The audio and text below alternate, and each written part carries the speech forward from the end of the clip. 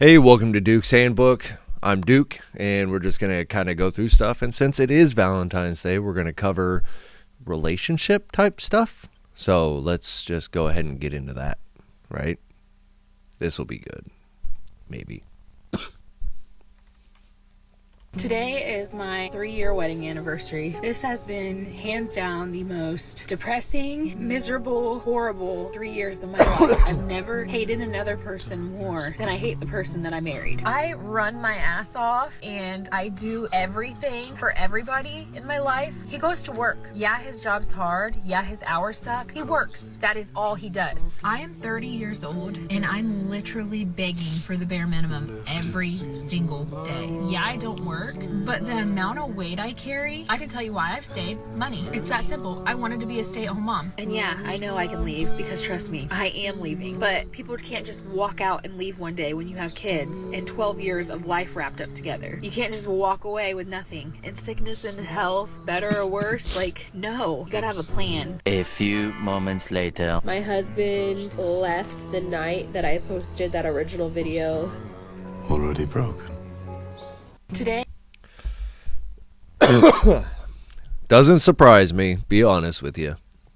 You posted this video saying that you don't want to be with the man that you're married to and everything. Like, first of all, do you think he wasn't going to see it? You know? Would you post this video and everything like that, bitching and complaining about what you wanted in life? Like, you wanted to be a stay-at-home mom. You wanted that. And now you're complaining about it. You know, like, bro. Yeah. I can't imagine. Wow, dude. Like, I couldn't imagine being your husband and then, like, seeing that. Because, like, I'd leave too. Like, clearly you don't want to be with him, so it. All right. Anyway. Moving forward. I didn't have that boy over there, and now she's going crazy. I'm leaving. Give me my stuff! It's all in your room. I didn't take any of it. No. I'm leaving. I don't want to be with you. You're not leaving right now. I'm leaving. Why can't I leave? I don't want to be with you. Open the door. Murphy, please, Mom! Please, stop recording me! Mom! I saw her text Mommy! another boy. I said, scroll Mommy! up. She scrolled up. She asked another boy to come over that night. Mom! So I said, I'm leaving. She said, why are you leaving? Now she's going crazy because I'm trying to leave. Open the door. I'm trying to leave. I'm not going to push you out of the way. Open the door. Where the fuck is my phone? It's all in your room. How do I know In that? your Go fucking get it hand. Now! Why didn't that boy over? Was that... Do people have house phones anymore? Or was that her phone in her hand? I mean, like, I guess if you have house phones and whatnot... Dude, I don't know why. I don't know why these women are tripping when they get caught being shitty. Excuse my language. But they just... Wow, dude. So...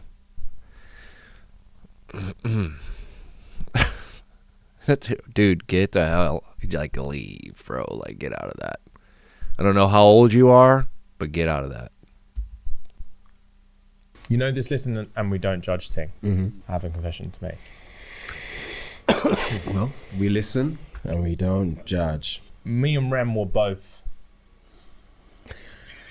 party to this. He didn't want to part in it at all. Yeah. Me and Rem were both part of this. So I'm confessing on behalf of both of us. Oh, okay. All right. We did one thing to you. To me.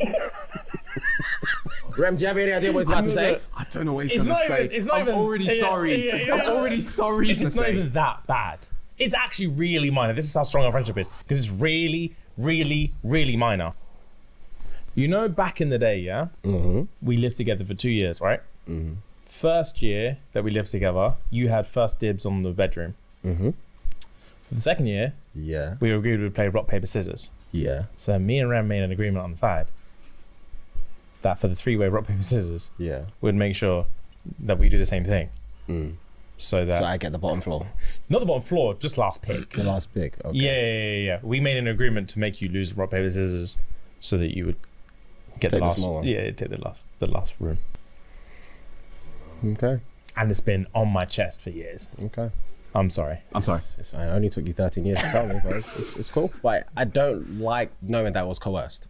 I know you don't like it. That's why we did it in a listen, don't judge. Yeah. You don't judge. I'm not judging. I'm just expressing my opinion. I know you don't like it. And it didn't even feel good after we'd done it. Pause. I hated it. I hated it. What was done was done. Yeah. Pause. Sorry. That's cool. I'm not judging. He's so mad. Sure? Oh, I'm positive. I've got something to say. He's so mad. I love these guys, but oh my. They're basically a relationship in their own right. That's why I allow that one. My wife and I, we've been married for 18 years. We've got 4 amazing kiddos, and I love her very much. I want to take good care of her and want the best for her. But in the past 7 years, I've really lost that loving feeling to the point where I don't really enjoy spending time with her. I'm not comfortable in a room with her, especially alone. In big groups, it's not such a big deal. And it's gotten kind of to the point where it's kind of my knee-jerk reflex. Even if there's like, oh, I could tell my wife's been in this room, I'm just like, ugh, my wife's been here. Like, and I hate that about myself. Where are you at in your relationship when that's like a thing? Like if somebody could comment below, because that is absolutely nuts that like you would just go into a room and you're like, ugh, she's just been there. Like she's not even there. She's just been in the room. Like where are you at in your relationship at that point where you don't like your spouse so much you don't even like the residue of their presence?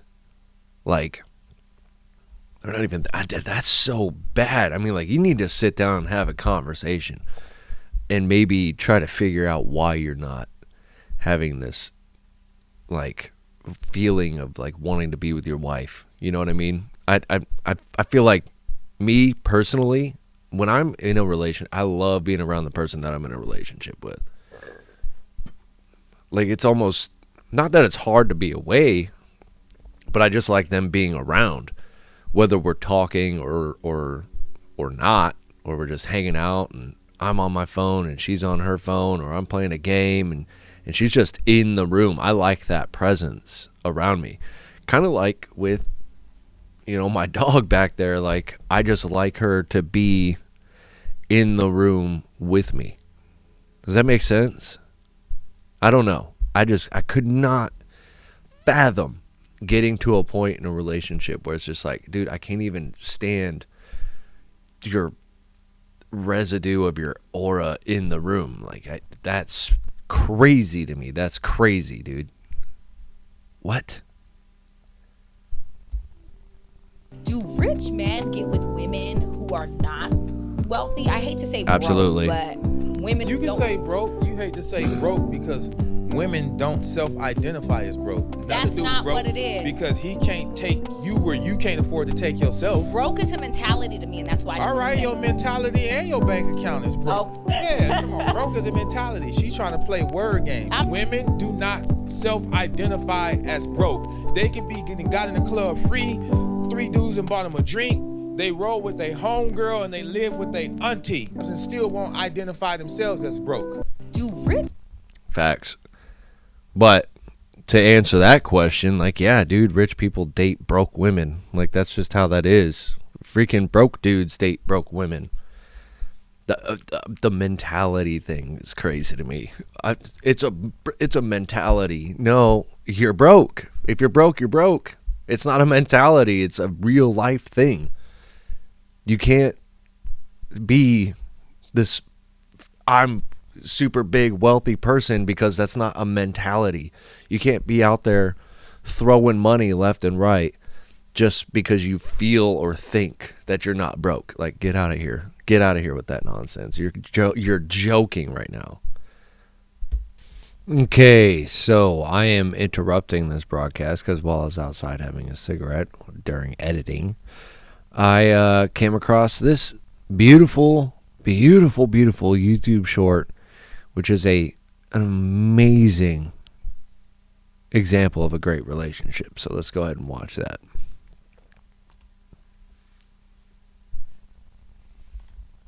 This is how I know I picked the right man. The other day, my husband went to the gym, and on the way back from the gym, he was like, hey, I'm going to stop at the store to get some beef. Do you need any? I'm on my period, so I was like, no, I just, like, don't really feel good. Like, if you could try to hurry back, that'd be cool. He's like, yeah, I'm literally just getting beef. I'm like, okay. We live 2 minutes from the grocery store, so an hour goes by, he's still not home. I'm tracking him. He's literally in the middle of the grocery store. I'm, like, in such a bad mood at this point. And only because when I'm in the middle of my period, I have, like, one day that I just have a really bad migraine, and this was that day. Anyways, he gets home. I see on our cameras that he only has one bag, so I'm just, like, annoyed. I'm like, oh my gosh, he really just took, like, an hour just to get beef. He comes inside. Of course, I'm, like, pouting, but he doesn't notice. Kind of just, like, fiddling around in the kitchen, and he's not unbagging his beef to put in the fridge, so I go to take his beef and put it in the fridge for him. And I open the bag. There's no beef. But what there is 3 boxes, 3 different brands of tampons. I'm like, what's this? He said, oh, I decided not to get beef, but I noticed that you were out of tampons, so I went into the tampon aisle, and I was trying to figure out which tampons don't have hard metals in it because they're so toxic for you. Meanwhile, like, I've not spoken to him about, like, all the toxic stuff that they're finding in tampons. Like, he found out this information on his own. And that's the reason that he took so long, because he was standing in the middle of the tampon aisle trying to research what tampons don't have toxic metals in them. So he ended up coming home with 3 different brands of tampons so I could have my pick. Like, that is a good man. This is how I know I picked the right man. The other day, That is a good man. That's what she said, right out of her own mouth. And I do have to commend him, because that takes a while. I've been there, gone to pick up tampons. I'm like, oh man, which one did she get? You don't want to call and ask because you're supposed to know. Whole thing. But the fact that he went the extra mile to do the research to find out which ones don't have heavy metals in them. First of all, should they? Like, isn't it like cotton or something like that? I don't know. Whatever. Point of the matter is, I interrupted this broadcast to show this video that I saw while I was smoking a cigarette, while editing a video. So, like, I took a break to do that, just to show that this guy went the extra mile for his lady. And look how just appreciative she is of it. Like, bro, that is relationship goals, and everybody should have that same goal set aside for, like, what they would do for somebody and what they're looking for in somebody. Is like to go that little bit of extra for each other, not just one way, but for each other. So yeah, happy Valentine's Day. Enjoy the rest of the show. Are you okay being the breadwinner in a relationship? I'm not the breadwinner in a relationship. You mean any man I'm with? Yeah. I'm not the breadwinner in a relationship. But would you be okay if you were? I'm not. There's no man I know, from you, or he got a regular job, he work at a warehouse. He is the head of the household. He is the breadwinner. I will chip in as he see fit because he's the head. Now, this is the way I was raised. A lot of women not gonna agree with me. No, they ain't gonna agree with that. I'm cool if you don't. The breadwinner, you know, that person has the larger voice in the relationship. Even if I make more money, it doesn't make me the breadwinner. Oh, okay.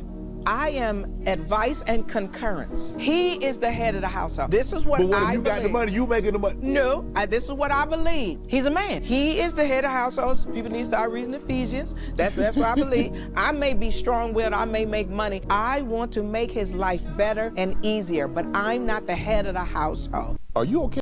Dang, that's heavy. That's heavy. And I feel like that needs to be a topic of conversation in most people's relationships, because there are relationships where, like, the woman is making more money than the man, and he's like, or he's a stay-at-home dad or whatever, or maybe, you know, she's bringing home more and he's running an at-home business, whatever it is. Like, it doesn't matter. She made a point there. Like, just because she makes more money doesn't mean that she's the breadwinner.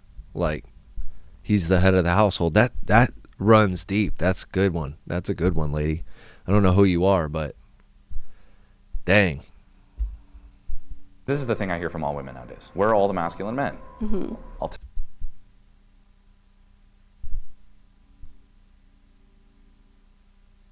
We're out there. We're not in clubs, but we're out there. tell you. The second you meet them, you run and hide. Because they don't want to sacrifice a part within themselves, so that would require them to show up. Men are not willing to give up their commitment for somebody that is still committed to other things. And women need to really understand that, is that it's not easy to be with a real man. Most women say they want a high-value alpha male. They don't. They've been trained to want men that lie to their face, and that needs to be challenged. This is the thing I hear. Been trained to want men that lie to the... I mean, okay, that makes sense.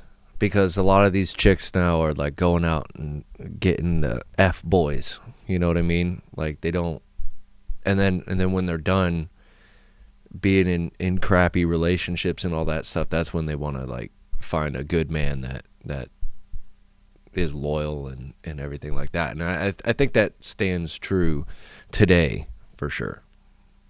For sure, 100%. Never hit a man where he's weak. Never. It could be true, it could be real, but you don't hit him where he's weak because it'll turn around on you. But you never hit a man where he's weak because they never forget it. It lives with them. When a man opens up, when he really opens up, don't you use what he said when he was open to prove a point when you want to win an argument. You will never hear the full story from us ever again. It's 100. That's 100%. That's 100% true. I ain't good, but I just ain't telling you. You open up to a woman? Yeah. Never. No, never. When's the last time you think you've opened up to a woman? We don't. Because once you do, whenever something go down, they're going to throw it back in your face. That's what. real. Most men will only experience unconditional love from their mothers, and some of us don't even get that. Most of us have never even felt appreciation or respect without conditions or hidden. I think that video spoke for itself. I don't think I need to say too much, but you know, like I've had times in my life where I open up to a woman and then it's like she sees me a totally different way immediately, and it's just like, okay.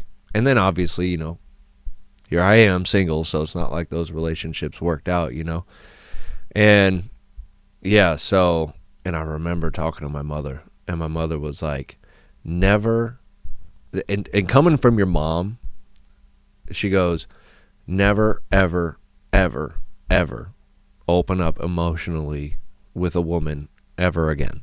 She goes, you got me, you've got CJ, you know, and you know, your sister. Like, those are the only people that you should be opening up to, is like your bros, and the only women you should be opening up to emotionally are women in the family. Like, any woman you're in a relationship with, engaged to, married to, you keep it bottled up and you never open up to them about that ever. And I was like, all right, you know what, you're right. And I was like trying this whole new thing, like trying to be emotionally open and you know, let a woman see my emotional side and my soft side, and yeah, it just didn't work out, so that'll never happen again, you know. Anyway, moving forward. Well, here's the problem. Women don't live in reality. A lot of women are very, very, very delusional. And is it just me, or is this turning into like a woman hate one? I don't want to do that. I don't want to do that. We're gonna move on to something else here. Let's type in relationship stuff. And I got caps lock on, unfortunately. This I don't understand why when I search up that it's like ladies, blah blah blah blah. Like, where's the one about like men and all this stuff? Jump in the shorts here.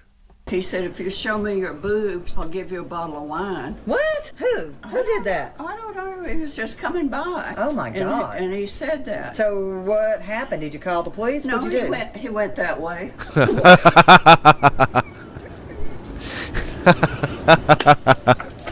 He said...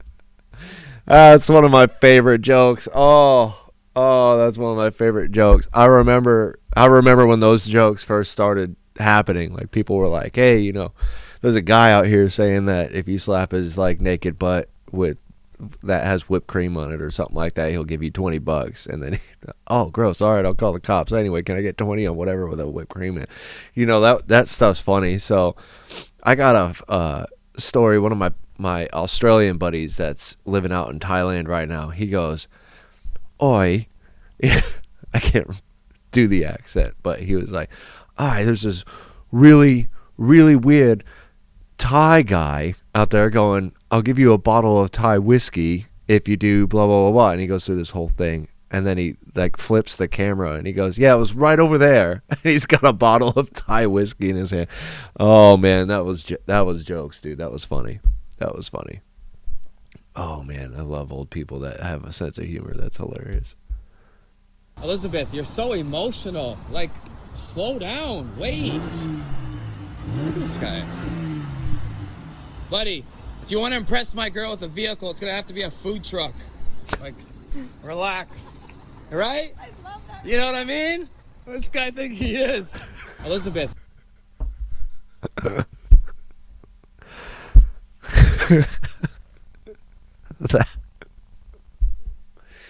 Okay, I think I've seen the actual video, but that's real. That's real security in your relationship for sure. Like I think I've seen that video. And the fact that like the girl even laughed at it and came back to him, like that's knowing your woman right there, and then also being secure enough with yourself and each other to be able to laugh that off. Like he's not. Yeah, that was funny. That was funny.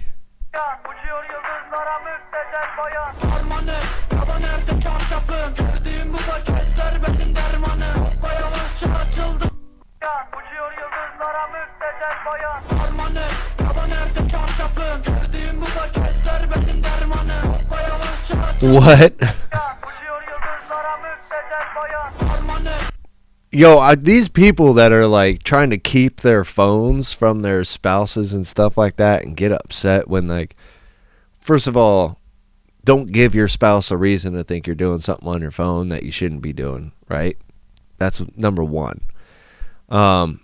Number two, if you really think that something's going on, I got a general rule here, right?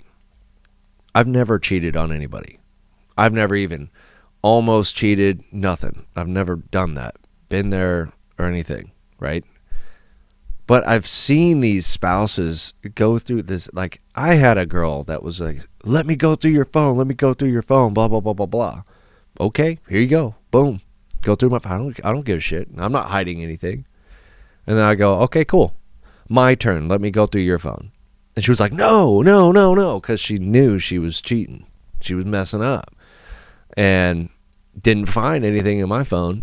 You know, like I'm not cheating. So, yeah, she was messing up and was trying to, like, put the blame on me. And yeah. So, it's just, I always feel like the person that's like, let me go through your phone is the one that's doing something wrong that they shouldn't be doing.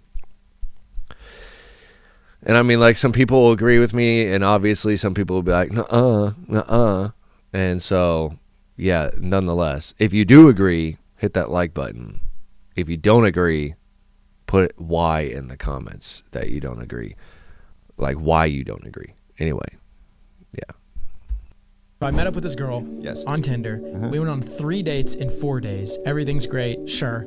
We kiss. It's cool. That's it. Then I brought it up to Graham. Graham goes. He investigates her Instagram, finds a photo with a guy. And it had her name as his Instagram heart. I FaceTimed her, and I was like, hey, what's going on with this? She's like, oh, it's my ex. We broke up. He's inactive on social media. Okay. Graham DMs the guy. Okay. He gets back to us. We call him and say, hey, just letting you know, I went on a date with this girl. What's the deal with you and her? And he's all, that, and he gets all angry. He's all, we've been dating for 2 years. I bought her a car. I gave her thousands of dollars. Yeah. We have been together in a loving relationship. Check this out. Sends me a photo of his wall, just Polaroids of them all on the wall. And he said, thank you so much. This restores my faith in humanity. It restores and both destroys and it restores at the same fact moment. that someone will go out of their way to give this guy a heads up. It's the bro code. If that's happening, you gotta let the other guy know. I met up with this.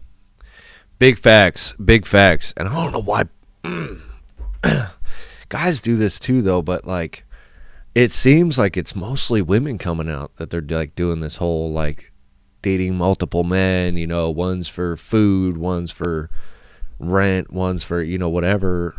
And it's just like, dude, it's nuts. But yes, I feel like it needs to be a thing. Like if you are out on a date with somebody and you suspect they're like in a relationship, I just had to like double check and make sure everything's showing for you guys. Maybe first of all, you should be looking into that in the first place, you know. And Tinder, I mean, like I'm on it and it sucks. Tinder sucks, dude. Shooting people messages and just not getting anything. It's like pulling teeth to get a response out of anybody on any dating app. It's ridiculous. Then why did we match? Why did you swipe right if you're not going to respond, you know? Anyway, that's like a whole different conversation. I'd like to actually have somebody else on here with me if I'm going to have that conversation. I mean, I didn't like look inside to see that I got fig bars? Hey, you can't just eat the last fig bar and not tell me you ate the last fig bar and then leave it up here. I didn't know that it was... Why is there a bag of chips inside of a bag sitting in our cabinet? It's probably stale milk, so now we just have a bag of chips in it. Why'd you do that? I just love you.